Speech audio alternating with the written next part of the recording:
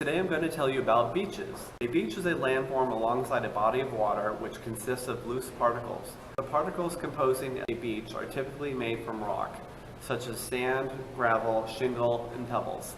The particles can also be biological in origin, such as mollusks, shells, or coralline algae. The development of the beach as a popular leisure resort from the mid-19th century was the first manifestation of what is known as the global tourist industry. The first seaside resorts were opened in the 18th century for the aristocracy, who began to frequent the seaside as well as then fashionable spa towns for recreation and health. One of the earliest such seaside resorts was Scarisborough in Yorkshire during the 1720s. It had been a fashionable spa town since a stream of acidic water was discovered running from one of the cliffs to the south of the town in the 17th century. The first rolling bathing machines were introduced in 1735. The development of the seaside resort abroad was stimulated by the well-developed English love of the beach. The French Riviera, alongside the Mediterranean, had already become a popular destination for the British upper class by the end of the 18th century. In 1864, the first railway to Nice was completed, making the Riviera accessible to visitors from all over Europe. By 1874, residents of foreign enclaves in Nice, most of which were British, numbered 25,000.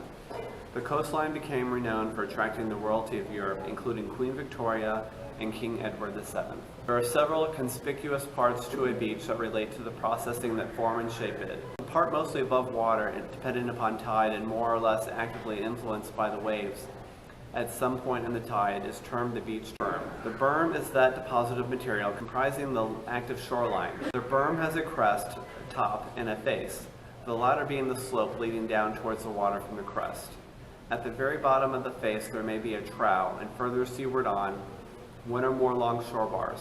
Slightly raised underwater embankments formed when the waves first start to break. The sand deposit may extend well inland from the berm crest, where there may be evidence of one or more older crests. The storm beach resulting from very large storm waves and beyond the influence of the normal waves. At some point, the influence of the waves, even storm waves, on the material compromising the beach stops, and if the particles are small enough, sand size are smaller, winds shape the feature. Where wind is the force distributing the grains inland, the deposits behind the beach becomes a dune.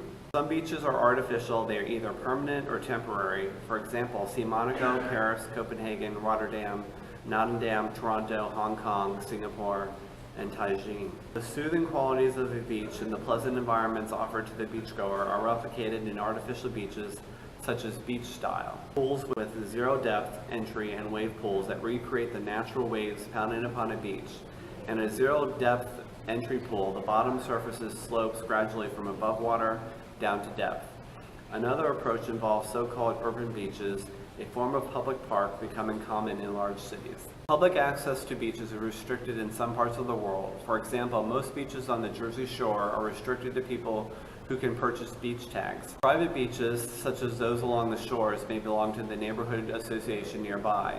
Signs are usually posted on the entrance. A permit or special use occasion event may be granted upon executing the proper channels to legally obtain one. Beaches are the result of wave action by which waves or currents move over sand or other loose sediments, of which the beaches made of these particles are held in suspension. Alternatively, sand may be moved by saltation, a bouncing movement of large particles. Beach materials come from erosion of rocks offshore, as well as form headland erosion and slumping produces deposits of scree. A coral reef offshore is a significant source of sand particles. Some species of fish that feed on algae attached to coral outcrops and rocks can create substantial quantities of sand particles over their lifetime as they nibble during feeding, digesting the organic matter and discarding the rock and coral particles which pass through their digestive tracts.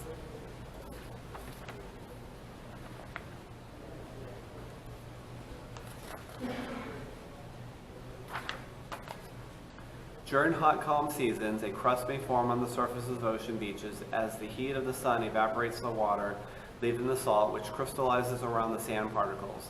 This crust forms an additional protective layer that resists wind erosion unless disturbed by animals or dissolved by the advancing tide.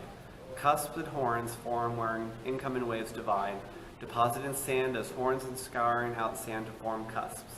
This forms the uneven face in some sand shorelines.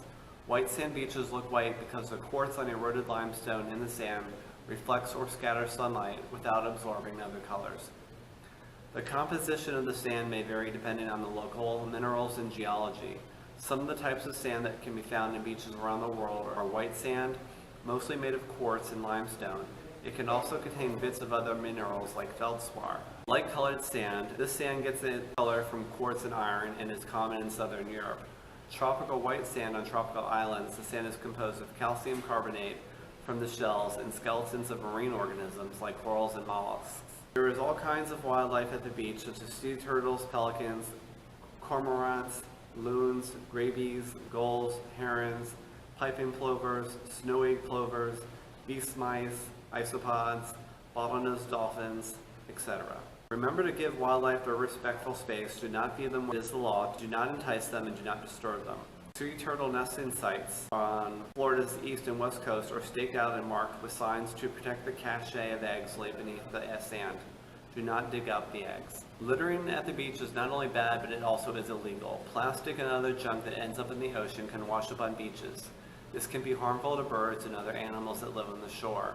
Seagulls are one example. If plastic gets mixed in with the food that these birds eat, it can hurt their stomachs. Humans can be affected by beach trash as well. Some plastic objects can have sharp or jagged edges. People who walk barefoot on the beach could cut themselves on trash hidden in the sand. Also, trash can carry germs that make people sick. A plastic bag floating in the water can look like a jellyfish to a sea turtle. If the sea turtles eat plastic bags, it can die. However, place your trash inside the trash bins, garbage bins, and recycle bins. Beach dunes are landforms that occur when there is a sufficient supply of sand or sediment and are strong winds to promote sediment transport and offer some type of obstacle, vegetation being the most common, that allows the blown sand to accumulate. In many instances, healthy dune systems rely on the presence of a healthy and extensive root system, from dune grasses and other vegetation, to maintain their shape. Sea oats are native grasses that grow naturally on beach dunes. Their extensive root system holds beach dunes together and prevents the sand and soil from blowing away during storms. These dunes in turn protect the coastline from storm surge and erosion. They also provide essential habitat to a variety of wildlife, including nesting shorebirds and sea turtles. Do not walk in a beach sand dune, do not litter in a beach sand dune, and do not pick up anything in the beach sand dune. Now go watch the annual Fort Lauderdale Air Show at Fort Lauderdale Beach, Florida, where airplanes do amazing stuff and tricks.